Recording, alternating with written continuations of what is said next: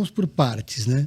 Primeiro, essa CPI do MST, ela foi um cochilo do governo permitir que essa CPI fosse instalada. É uma CPI que tenta criminalizar o MST. É uma CPI que serve para os lacradores da extrema-direita fazerem seus vídeos e conseguirem seus likes. Então, virou ali uma CPI, uma arena meio patética.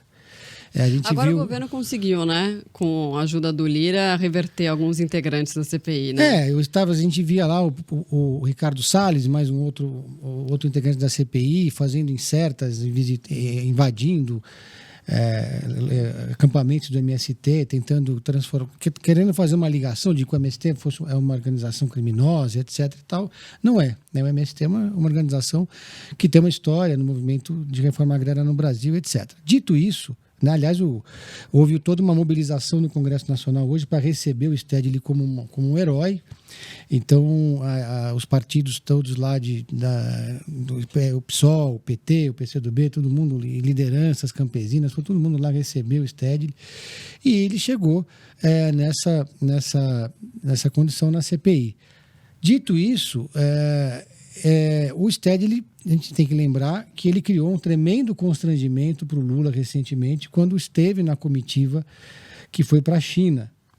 Foi um constrangimento porque essa viagem para a China tinha como um dos principais objetivos fazer uma aproximação com o agronegócio. Tinham vários empresários do agronegócio que estavam presentes, inclusive a família, os irmãos Wesley, os irmãos Batista, o Joesley e Wesley estavam presentes.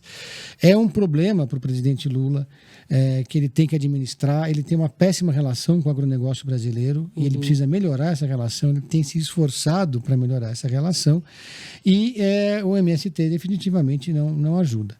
Então, além disso, o próprio governo incentiva, estimula, de certa forma, o MST em várias frentes, de várias formas diferentes. Então, ele fica completamente rendido quando o MST faz uma invasão como essa na Embrapa e começa a jogar contra o próprio governo que eles apoiam. Então, é uma relação muito complicada, muito complexa. O Stedley é uma liderança especialmente radical dentro do movimento Sem Terra. A Frente Parlamentar do Agronegócio chegou a pedir a prisão do Stedley. Então, inclusive, os parlamentares do PT estavam com medo de ele ser preso hoje. Mas não poderia ser preso no meio do depoimento, né? Pode acontecer. Pode? Então, todos os parlamentares foram, inclusive, com boné foram com boné do MST. Por isso que eles fizeram essa movimentação toda de receber de apoio, para evitar que ocorresse ali uma prisão, porque eles iam chamar de uma prisão política, no meio da CPI, que era tudo que eles queriam, que os bolsonaristas especialmente querem nesse momento. Então, eu penso isso. O MST é uma organização que não é uma organização criminosa, não é uma organização formada por bandidos, não é uma organização maoísta, comunista, stalinista, como determinados políticos tentam dizer, mas é uma organização que, nesse momento, tem criado muitos problemas para o governo que eles apoiam e é recíproco. E acho que dentro desse contexto todo de tentativa do governo de se aproximar do agronegócio, de criar pontes, de reverter uma rejeição que está muito enraizada e não é pontual, né? Uma rejeição que está do pequeno ao grande produtor. Eles tinham que rever, sentar na mesa e fazer uma DR. E as recentes declarações do Lula, né? Quer aproximar e aí volta e erra de novo. É fascista, uma parte é fascista, uma parte é não sei o quê, e critica, né? Assim, em vez de tentar fazer um relacionamento mesmo, né? Apesar dele estar tentando, ele dá essas escapadas, né? Essas erradas, assim. E gera-se um ressentimento de ambas as partes. Então, acho que... E aí vai afastando, né? Cada vez mais. Alguma coisa que tem que aproximar, porque a gente depende do agronegócio. E essa história dele dizer que não existe uma centralidade, que o MST não tem presidente, não tem secretário-geral, portanto não tem liderança, como se fosse uma tremenda anarquia, essa não é verdade, né? É uma afirmação que é desonesta intelectualmente, porque é lógico que o movimento como o MST tem uma centralidade de liderança, senão não ia chegar onde chegou. né, não ia chegar, não estaria tão consolidado no Brasil como está hoje. É evidente que se os líderes do MST históricos dão declarações contrárias a esse tipo de invasão, elas não vão acontecer, mas o Stede ele fez exatamente o oposto antes de viajar para a China e mesmo na própria viagem à China, dando declarações estimulando as invasões e criando constrangimentos para o governo numa viagem importantíssima, que era aquela viagem que o presidente Lula fez. Carol, estou curiosa para ouvir sua opinião. Em grande parte, eu concordo muito com você, Pedro. Acho que você pegou no ponto aí crucial, que é o MST acabou virando uma pedra no sapato para o governo, porque, de um lado, o MST é muito importante politicamente para o governo, né? Acaba que as pessoas que compõem o movimento, que é um movimento único, sim, não oficialmente, eles não têm um CNPJ único, né? Mas eles apoiaram o governo Lula, falam abertamente, o que não tem problema nenhum, faz parte. E tem gente que apoia um lado, tem gente que apoia o outro. Eles apoiaram há muito tempo, apoiam o governo Lula, porque eles enxergam nesse governo a forma de fazer uma reforma agrária, que é o que eles tanto querem, né? Pelo menos as famílias que estão envolvidas nisso é o que elas tanto querem, um pedaço de terra para produzir. Só que eu também sinto que na verdade, foi desde antes das eleições. Stede, ele já falava que ia fazer invasões, acho que eu falei já até aqui no Flow sobre isso. Depois ele continuou falando, estimulando as invasões. Invasão é crime. Independente se é terra privada, se é terra do Estado, eles fazem isso como uma forma de pressionar o governo, tá? Mas o modo dessa invasão também eu contesto muito. Eu acho que eu já falei para você, né, Marcelo? Eu sou filha, neta de produtor rural. Minhas grandes amigos são produtores rurais também. E gerou um clima de muito temor. Porque as pessoas começaram a fazer assentamentos próximo de fazendas extremamente produtivas de amigas minhas, e elas falando, vou tirar minhas famílias daqui, porque a gente não sabe para que caminho vai. Só que gerou esse temor todo por quê? E por que o MST apoia tanto o governo? Porque ele diz que nesse governo ele sente que vai ser ouvido. Isso é fato.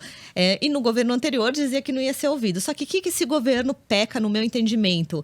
Ele não faz uma política de reforma agrária pensando em uma questão econômica. Ele pensa numa questão social, ou seja, joga famílias extremamente vulneráveis, sem praticamente suporte nenhum. Tem um pouco ali tem o gasto do governo, que é grande também. Tanto o governo tem que comprar a terra e fazer aquele início da pessoa para ela conseguir iniciar, dar crédito, dar subsídios. Mas isso é um gasto do governo alto. Para vocês terem uma ideia, só para colocar cada família assentada é R$217 mil para cada família, só para assentar ela. E depois tem os custos ali para manter o início, assim. E isso é um gasto alto de uma política pública. E a gente tem que falar, será que essa política pública está sendo eficiente? Será que essas famílias estão saindo de uma situação de vulnerabilidade? E ainda mais, será que esse movimento todo respeita a fila de espera que tem da reforma agrária? Agora, o Lula falou uma coisa muito importante que devia ter sido feita há 40 anos atrás, quando começou de fato a reforma agrária no Brasil. Fazer uma lista de terras, se é que há, principalmente incluindo as do Estado, que podem estar disponíveis para a reforma agrária.